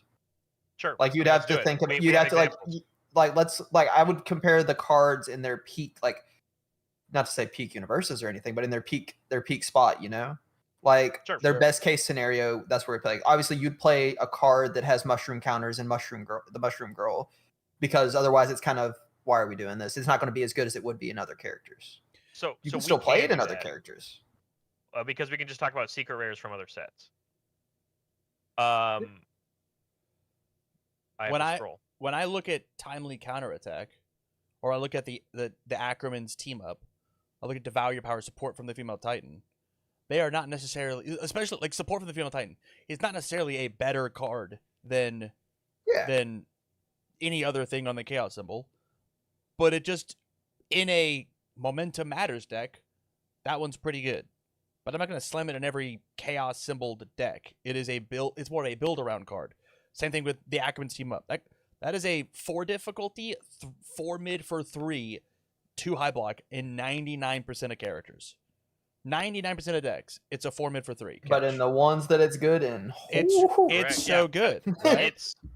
That's exactly I think what we're saying, right? Is like, when I look at an ultra rare, when I look at a secret rare that is generic, like, I don't think anyone's going to tell you that on a bad day, Violent Animus' Shot's floor looks bad. Exactly. But somebody would say on the other conversation of Spellstorm's floor is way lower. Yeah, exactly. I can agree with that. But that doesn't mean Spellstorm can't be good in the decks that really want to do the Spellstorm thing. Yeah. I think a better example is actually probably even Mighty Blitz. Mighty Blitz is not a card for every deck. But you put that in Porco. You put it in any character that cares about stuff in their card pool. Yeah. You put it in any character that wants momentum. You put it in any deck at a 2 of that, if you don't have a momentum out, your rival has to spend momentum.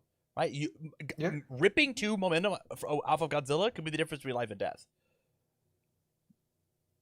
With it. I think Frog's Rage is the same conversation, you know? Like, the same deck, the same Earth Death deck that could play Earthbreaker, generic attack that does good thing, versus, no, I'm playing Grog, and Grog's Rage is really good in me. Yeah. But I do the thing, right? So, like, but when you have the conversation that, like I think it is okay. I think this is what Tam, and I agree with what Tam is saying. You can have these higher rarity chase cards that are only going to be meant for specific people that want to play specific things. That shift the scale and the balance on the other end of that, which is, here is generically good thing at high rarity that everybody wants, aka the chase cards, right? I mean, that's the word that we use. And I think the same thing can exist at every rarity and lower. I can agree with that. I think your big issue here, especially whenever you use things like Mutant Machine, is like Mutant Machine is the bullet that you feel bad when you get slammed by Mutant Machine. But my question for you is, how did the Mutant Machine get in the stage? Because Equipment Heist is the gun. That's probably Because the gun. there's Yeah, that's probably the gun. well, And there's that Equipment one Heist, and is there's an all the ultra people that rare, right? abuse Like- unflipping and stuff. Sure. So There's so other they- ways to. There's other people cheating it in right now besides that. But yes, that is the prime. That is your main weapon Ready? when it comes to getting it out cheated. In Jake's overhaul deck, Maximum Overhaul is the gun. That's the gun. Yeah. And guess what? Only one dude gets to use that gun.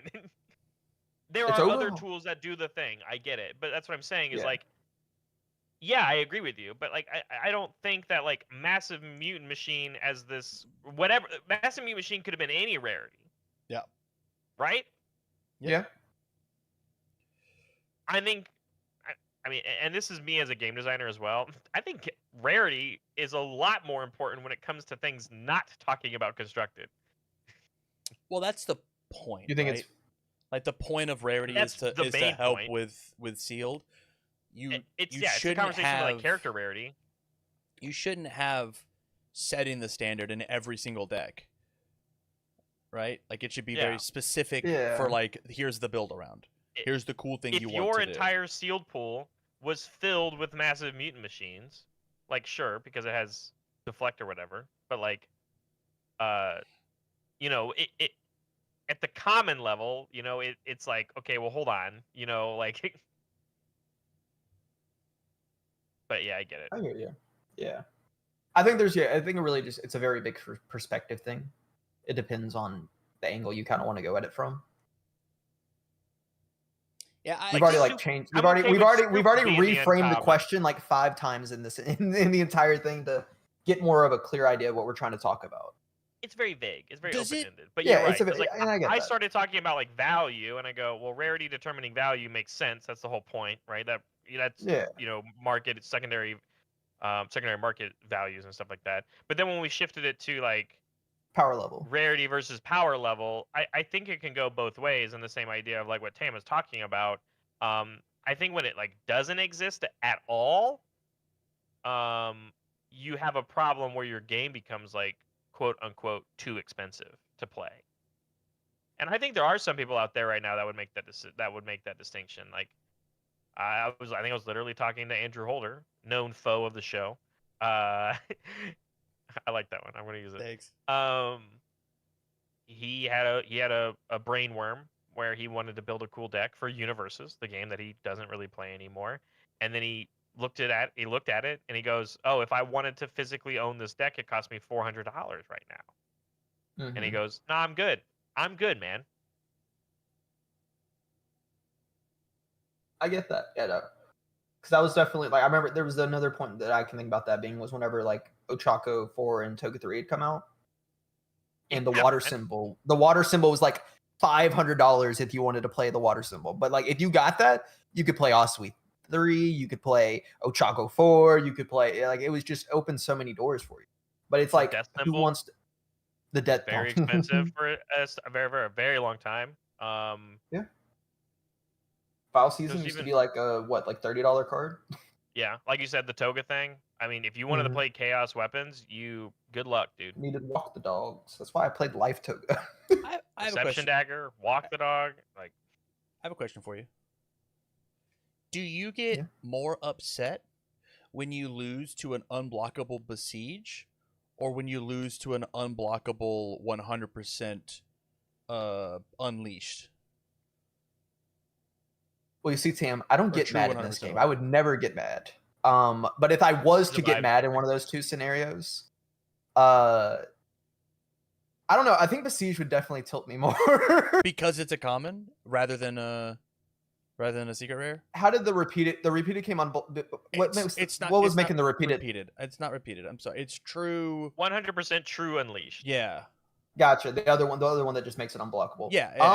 Plus X, I would you get definitely feel whatever, worse yeah. about the I would definitely feel worse about the Besiege because hey, at least the secret rare was like the one that kind of hit me over the head. I get it.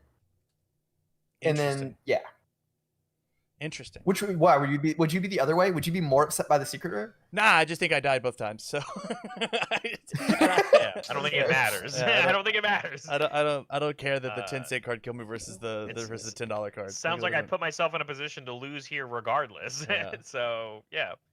I think it is important. Again, I think rarity is a construct. I don't want to like super go into like I've been reading a lot about game theory. I don't want to go into that. But as somebody who plays gotcha games, rarity to me has a very different connotation associated with it than when I'm playing card games. You have to give your TO $1 every time that you want to use a blitz on Besiege. That's the there you go. Pay your taxes, Yeah. That thing was so Versus- cheap. You have to pay taxes on it. Yeah. Versus every time you want to resolve the blitz on a sweeping daggers, you pay $5. 'cause that one's the higher rarity. Like, I mean, if you want To No, then I- copy the blitz on so- Besiege and then you owe another $1. It's I don't make the rules, man. I don't make the rules.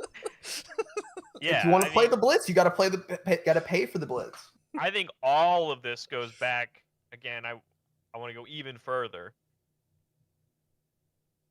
Card gamers just care about the value that they have. Sure. People I'm want a big an fan of it. Yeah, people who invest into a hobby want to feel like I've said this before. Want to feel like that if something happened and the world went to shit and you needed to, I don't know, move your whole life in a day, that if you sold your investment into this thing that you have, this thing you do for fun, when there's no longer time for fun, can I survive? Can I do the things can I make a meaningful decision in my life to get a return on this investment that I did? And Yeah, card gamers really value this because for sure. card games and formats come and Rotate. go. They come and go. And if you don't get a perceived value, it means that not just the secondary market has failed you, but I think like the game and the designers have failed you because I believe it is their job to also create valuable pieces so that when you as the consumer, the purchaser, feel like you got a return on what you purchased. If you spent $100 on a booster box and you opened up your cards and you went, I think I can only sell everything in this box for $10. You would never buy that again. Ever. Yeah. Yeah. And so rarity has a factor into that because there has to be chase pieces. There has to be, and you ready? Depending on the size of the game and how many people choose to open a product, those chase pieces could even be. I'm gonna do a quick TCG player Google search. We love when a man wants to fact check himself. Desperate Plea. Love that card. Sometimes when they make uncommons that are very powerful and you open up a booster box that has more than one of these in it, you feel really good that you opened a $3 uncommon. Desperate Please $3? It's $191 plus $131 shipping. Yo, I picked up like 20 of those Or- at Nats just walking around. People were leaving on tables from boxes. If you wanted to buy 2 copies at $1.91, you could. And then after that, you're spending $2.25 plus $131 in shipping. So you tell me what you value that card at. Give me a couple days, regardless, I'll crash the market. if you're somebody that bought the product because you wanted to own Attack Titan Haymakers and you opened Attack Titan Haymakers and you made good money because you opened Attack Titan Haymakers, but you opened 5-6 Desperate Pleas along the way, that feels really good. Yeah.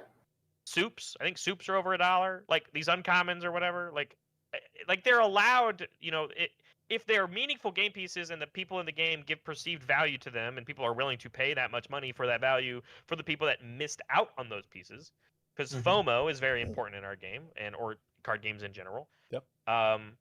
if you want a cool piece that can be upgraded as you make the choice to invest more into your hobby, into your game, the people that are willing to get rid of those pieces should feel like they got their return on their investment, and around we go. That's how it works. That's how the whole industry works. That's fair. I haven't looked at it from that viewpoint. But anyways, yeah, man, I agree with you. Mega Meat Machine's busted or whatever.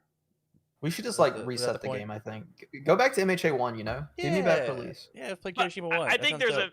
yeah, and like without going all the way back, because I don't know, I hate talking about this, but like I remember getting introduced to the game, and people were like, you don't have to spend any money because the bread and butter of your entire deck is always going to be the commons and uncommons. And for the reality, that was true. Like, give or take all the other asterisks that they told you, like you had to get a hold of champ cards. That means you had to talk to somebody, and if they were stingy about it, you did pay an arm and a leg for those. Or you have to own some KOF cards, and those are out of print, so they don't actually exist anymore. So if you actually wanted to own, I wanted to own High School Crushes, and it's not that High School Crush was worth a lot, but it was that they were unobtainium. Yep. Call for red-handed this for me. common or uncommon. Caught red-handed, or Team Psycho Soldier. I know Team you Psycho wanted that Soldier. one. And it's not like you couldn't build the deck without it, and that was the whole pitch. Oh, you could build your deck without it; it's fine. But then you sat down at a tournament and you played against the guy that did have it, And it looked pretty sick. It's all or percentage Nabos, points. it's all percentage points, and I think that is exactly what Tim Keefe was talking about a lot of the times when we have this kind of conversation of like, how much are you valuing the 2%, 3% increase that the Determined Advance will give you versus the Knockdown Blow? Well, one of those cards is a lot more expensive. As a new player, I think old MHA is boring compared to newer sets. Old MHA was crazy. Wow, who's this Schwa 218 guy? Wow, what a crazy take. What a No, tweak. No, but It's a like fair take, I'm saying, yeah. like I joined the game on a Street Fighter set where that entire set, if you go look it up, is worth nothing. But the one card that Bear Bryant wanted to own as a full play set was the $60 ultra rare from it that nobody played. Yep. This one stuck with him. Yeah, dude. And then when I owned all four of them, Yeah. then what? I was the guy that owned 4 prepared. You got to find your next task in life, like your For next a- goal. for a deck that nobody played, for a sideboard piece that nobody cared about. And I played one deck where it looked good, and I never touched them ever again. Yep. Mega Man 2, I'm not- baby. And they are sitting in a box somewhere over there, and that's where they'll always be. Yep. Because I will never get that return on my investment. Mm-mm. I will never get my return on that investment, and I know I won't. Yeah. The game was. I think it's a lot more straightforward now. It's definitely a think lot the- more. Yeah. Yeah, I think it has conformed to a lot of other similar things going on in the industry, which I think is positive, without being the like anomalies that we have of like Magic the Gathering, or even a more recent thing that Tam can talk to, like Flesh and Blood. And I don't know about you, but I see all my friends getting into Flesh and Blood,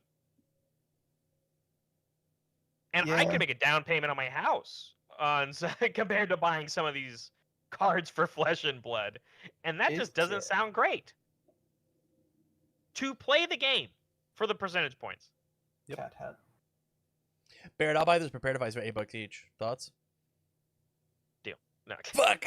I have the promo ones too. Remember, because they Wait. reprinted it as a promo. Yo, those are 15.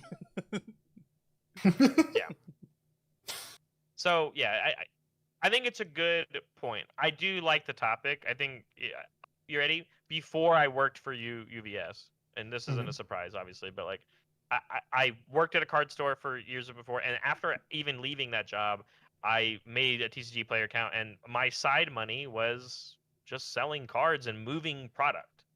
And so like when it comes to like secondary markets, like I know a lot about it. And then also a good friend of mine works for a card store, and it's a prolific card store. So like I get a lot of information, but like tracking the like card game market and trends and how things are successful and what aren't successful, and like how important like investing into card games because of Pokemon and Magic the Gathering, specifically Pokemon, like blowing up the collector's market and the grading market. Like there's so many cool intricacies that you can do because someone out there is willing to pay X amount of dollars for an exclusive high rarity thing that you can't get a hold of anymore. Like, like those are valuable to people and collectors. The problem, I would say, is that a lot of universes, and including the prices of the cards in the market, have almost zero influence from collection. I think our entire game and secondary market is 95% influenced by purely what is being played competitively. Yep. And that's it. Yeah. So if a high rarity card is good versus a low rarity card being good, the market will lose a high amount of the cards that people want to play the game to play at its highest level, and those cards will be the valuable ones. The rarity doesn't really matter. And that's the answer to the question, everybody. And that's it. That's the whole show. All right, man. Final Good night. thoughts. See you next. It was good. No, I like that. I think we covered a lot of different. There was, like we said, a lot. It's a very vague question, so there was a lot of different ways to tackle it, and I feel like we did a good job hitting a good few of them. Last thing I would like to say before I get out of here is, Barrett, I saw UVS post about solo leveling again. Please don't let me down. What do you mean? They posted something about solo leveling that they've been Oh, working on correct. something. What did they post? It They was posted literally Bright-ass just a, photo I can't read. yeah. It's like They- a bright ass image with like 4 of the characters in the background. That's They- all they posted and said they've been working on They something, and posted I'm not happy with that. every character and ability. Would you remind us what They those actually were? did. Yeah. Barrett, thoughts on Oh, every these are like character and season ability? 2 characters. Oh, okay. Yeah. Oh. Like, what's the, like, their Surprise. We've been cooking up something special coming soon. Eyes emoji. Don't repeat the Sung Jinwoo Challenger deck. Were you involved on it? Can you at least tell me that? On what? On whatever solo leveling thing they're talking about. The thing they're cooking up? Yeah. Were you involved in that? What if they're in the kitchen right now, Misplay? How would I know what they're cooking? Well, I It's- don't know. Misplay, it's You just live with Mats. them. Misplay, it's just Matt. I Do you swear see to how God, wide the if it's picture just is? Matt, I It's swear just- to God, it's just play just mats. Mats. Misplay, I don't know what it is. Y'all aren't gonna You gas. should- You should tune into it. Y'all aren't gonna gaslight me. It's okay. Eyes emoji. Y'all aren't gonna get me. I know what you're trying to do. Good night. I'm gonna leave on my own. I know he's still listening. If so, you yeah, I think the guys- idea if there's more solo leveling stuff, that sounds really cool. Yeah, it does sound pretty cool. Even if it is just playmats. Or actually what it is they're going to be retro only cards. But you got to buy a t-shirt. You got to buy a t-shirt to get these retro only solo leveling cards. Sorry. With that, thank you all for hanging out. Thank you all for watching the show. Greatly appreciate it. I'm gonna end stream and I'm going to raid over to the Four Checks cast. A couple good buddies over there. But this one was fun. If you guys want to be a part of the Damn It Barrett Universe Super Show, make sure you come and you check out the Discord, so you may drop your questions by submitting a ticket, asking a question, and come and make it on the show, like all of these wonderful people here tonight. But with that said, thank you for watching. As always, I wish you well. Goodbye, everybody. Okay, I've now stopped the recording, and we're now going to raid them. Everybody get your pitchforks ready. Raid And torches. Yeah, go. I want. We're gonna spam. We're gonna spam some emotes. What are the emotes? What are we spamming? I'll I'll do the picnic basket. picnic basket or It's panic basket.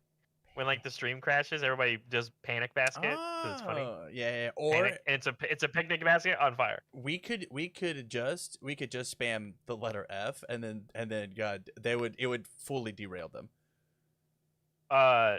Singular F's multiple times. Yeah, just a Okay, single I'm F. ready. That's the only message.